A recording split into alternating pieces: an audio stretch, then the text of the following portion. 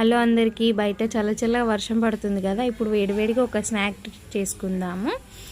ముందుగా నైట్ నానబెట్టుకున్న శనగల్ని ఒక 2 విజిల్స్ తీసుకోండి. ఇప్పుడు పోపు వేసుకుందాము. ఒక కడాయిలో ఆయిల్, ఆవాలు, జీలకర్ర, పచ్చిమిర్చి, ఎల్లిపాయలు దంచేసి వేసుకోండి. ఇప్పుడు అవి అన్నీ మంచిగా ఫ్రై అయ్యాక ఆనియన్ వేసుకోండి.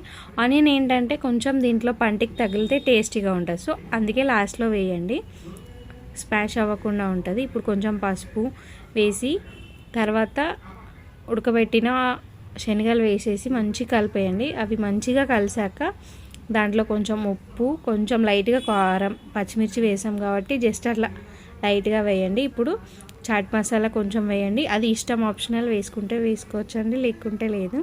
ఇప్పుడు లాస్ట్లో ఒక టీ స్పూన్ నిమ్మరసం పిండేసి ఒక బౌల్లో వేసుకొని బయట చల్లగా వర్షం పడుతుంటే ఇది వేడివేడిగా ఇలా తింటూ ఒక టీ తాగితే ఉంటుందండి, సూపర్ అన్నమాట.